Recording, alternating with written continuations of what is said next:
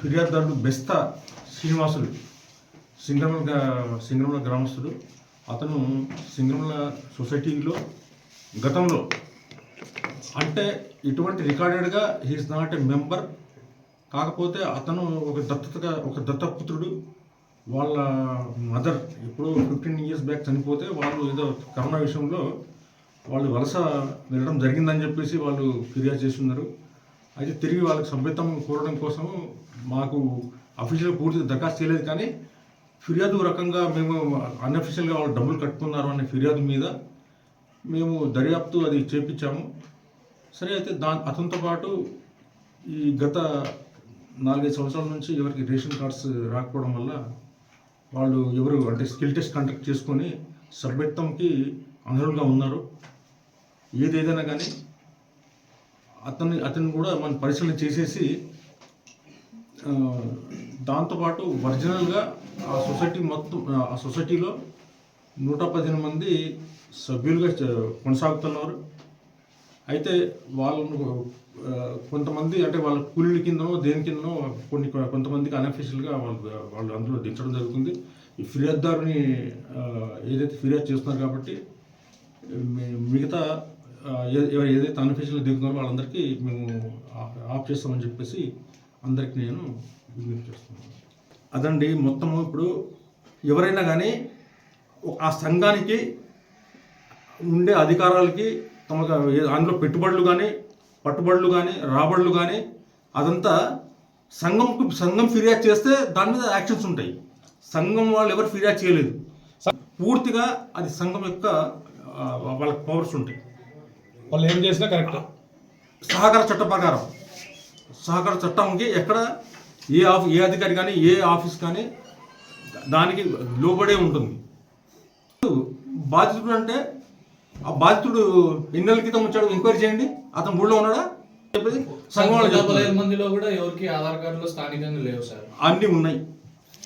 Sir ఏ caste వాళ్ళకి sir అక్కడ sir ఏ caste వాళ్ళకి మాత్రమే అక్కడ పట్టుకోవడానికి అధికారం ఉంది సార్ వాళ్ళకి? మత్స్యకారులో ఎన్ని క్యాస్ట్లు అంటే మనకు 35 క్యాస్ట్ల 30 క్యాస్ట్లు.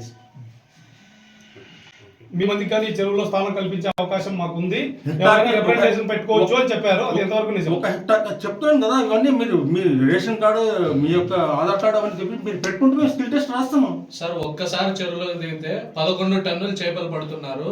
కేజీ పైన 10 రూపాయలు కమిషన్ సంఘానికి వస్తుంది. అది సంఘం వాళ్ళు సంఘానికి శాఖకు అది మీకు అక్కడ ఇప్పుడు చేపలు అనేటువంటిది ఊరికే నీళ్ళు వచ్చేస్తాయా? వాళ్ళందరూ పెట్టుబడి పెట్టుకోరా, తీసుకోరా లక్షలు పెట్టి. ముందుగా ఇక్కడికి వచ్చిన మీడియా మిత్రులకు నా ఉద్యమ జైభీం జరుపుకుంటున్నాను. ఈరోజు బాధితుడు అయ్యా నేను మత్స్యకారుని 10 ఏళ్ల క్రితం మా నాన్న కూడా చెరువులోకి దిగి వేటాడాడు, ఇప్పుడు కూడా మాకు ఉపాధి కల్పించండి అని చెప్పేసి డీడీ గారి దగ్గరికి వస్తే డీడీ గారు ఒక ఉన్నతమైన స్థాయిలో ఉండి జిల్లా వైడ్గా అన్ని అధికారాలు చేతిలో ఉన్నా కానీ ఈరోజు ఆయన మాట్లాడే పద్ధతి ఎలా ఉందంటే మా డ్యూటీ కూడా అక్కడున్న సంఘాల వాళ్ళు చేస్తున్నారు, అక్కడున్న సొసైటీ వాళ్ళు చేస్తున్నారని చెప్పేసి ఈరోజు డీడీ గారు చెప్పడం అయిపోయింది.